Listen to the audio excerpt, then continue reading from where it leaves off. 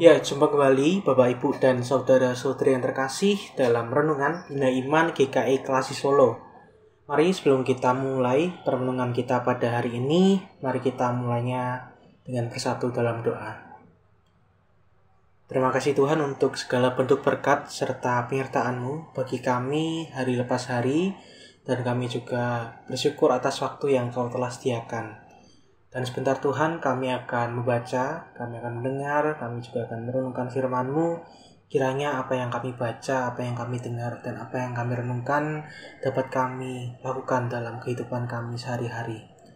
Hanya di dalam nama-Mu, Tuhan Yesus Kristus, kami berdoa. Amin.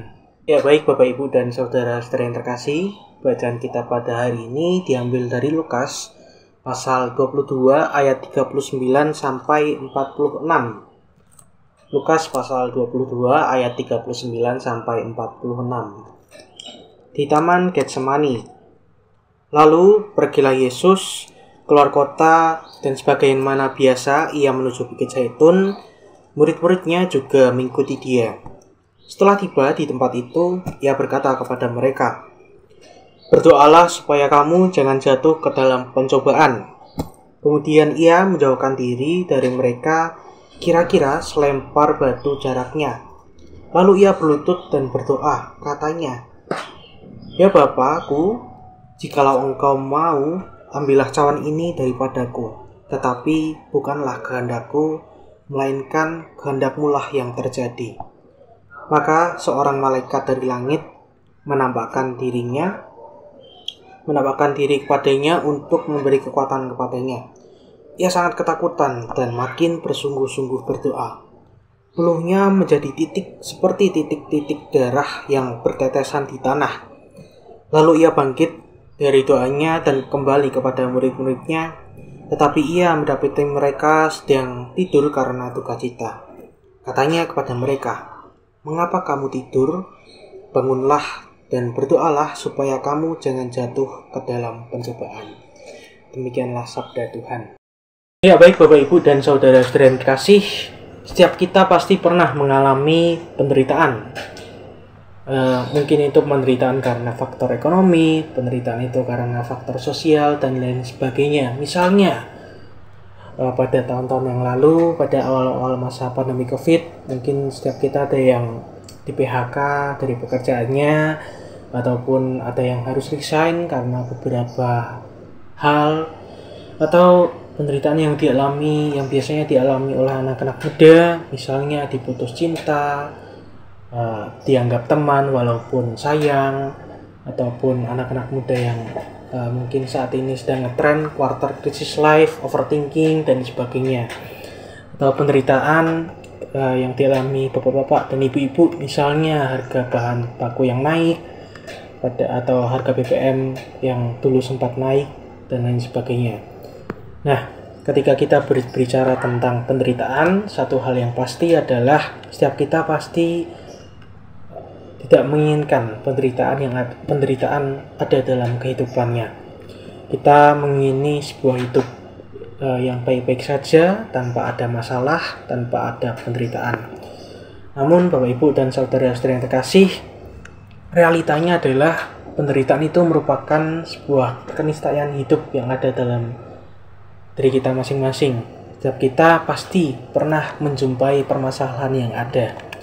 Nah, maka dari itu yang menjadi pertanyaan yang perlu kita refleksikan dalam kehidupan kita adalah apa yang akan kita lakukan bila kita berada dalam posisi atau kondisi yang tidak menyenangkan, atau dalam kondisi yang menderita.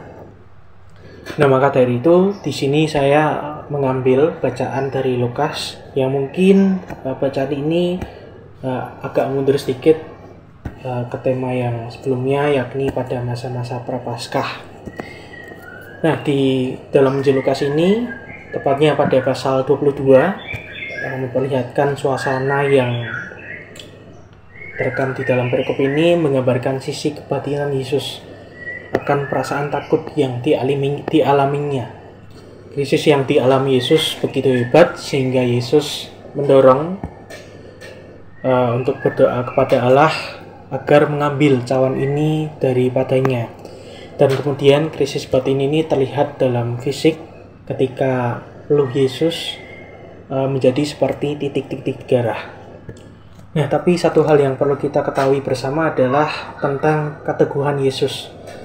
Keteguhan tersebut terlihat ketika Yesus tetap menjalani proses hidupnya, walaupun ia juga berjalan menuju penderitaan, namun keteguhannya yakni terlihat ketika ia berjalan dengan proses penderitaan itu demi menjalankan karya keselamatan bagi umat manusia.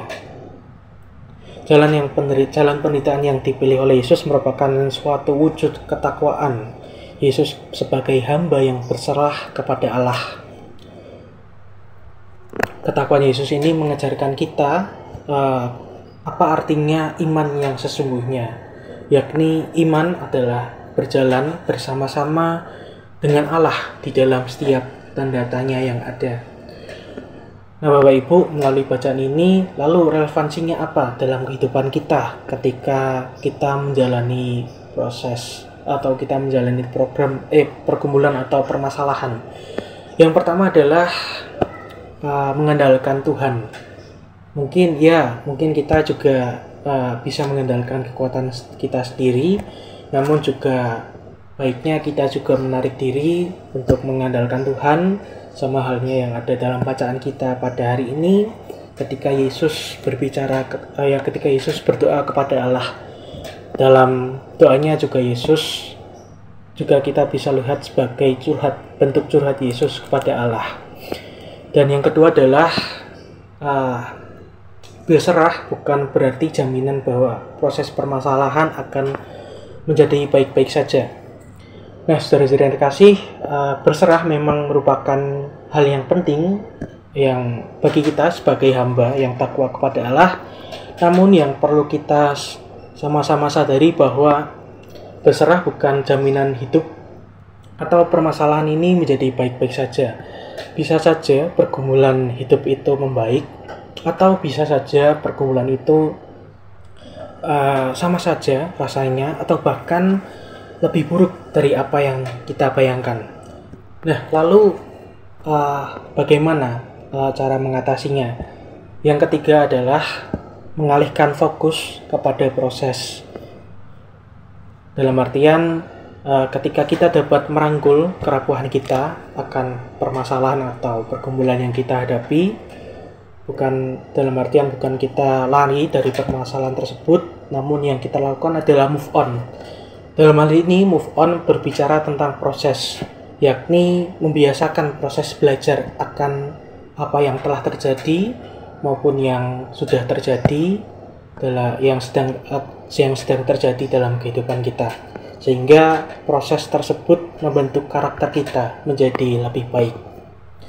Nah, saudara-saudara yang terkasih, mungkin dalam pekerjaan kita, dalam kehidupan kita berkeluarga, dalam kehidupan kita bergereja, berrelasi dengan masyarakat sekitarnya, ataupun kehidupan di sekolah kita, semuanya ada yang tidak sesuai dengan ekspektasi yang ada dalam diri kita.